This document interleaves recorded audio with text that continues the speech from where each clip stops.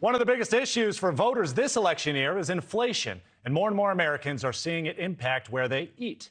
A new report finds more than 2/3 of those surveyed are ditching meals at a restaurant in favor of the grocery store as menu prices continue to skyrocket.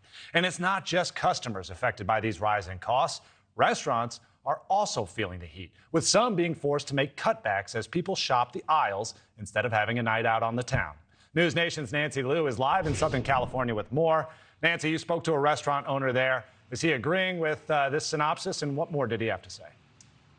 Oh, very much so, Alex. We're at Papil Gustativ in Santa Monica. This is a very typical neighborhood restaurant, and the typical situation for many right now is a struggle to survive. There is a constant fight to keep menu prices down. Just for example, this plain croissant used to be $3.50 last year. It's now $4.50.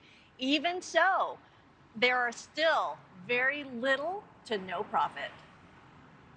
Before, you would totally rely on a Friday night, on a Saturday night, on brunches.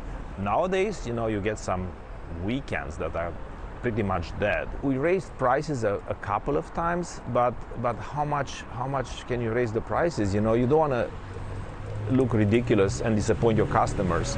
You cannot have, a brunch dish, an omelet for $30. Papil Gustativ specializes in organic, locally sourced food, so ingredients from the farmer's market are inherently higher, but the owner is well aware that many customers are on a budget. So he budgets slimmer profit margins, and due to overall food inflation, the customer flow is unpredictable and trending down as Americans cut back across the board. Federal data shows the cost of dining out is now up by over 4% in the past year and by a whopping 26% since before the pandemic. So many customers are more strategic when dining out. We don't go out to eat even once a week anymore at all. We don't. Yeah, probably maybe 2 or 3 times a month we'll go out, and we try to do this kind of stuff where you're having lunch and not having a cocktail and that kind of stuff, because that makes it a little bit more affordable.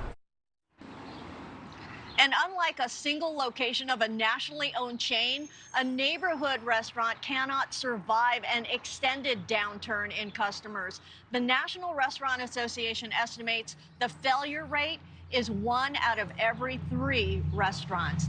And in another dismal indicator for independently owned restaurants, a real estate review of rent delinquencies last month finds restaurants at the top of the list, with more than half falling behind on rent. Thank you for watching. Go to newsnationnow.com to find News Nation on your television provider. And don't forget to click the red subscribe button below to get more of News Nation's fact-driven, unbiased coverage.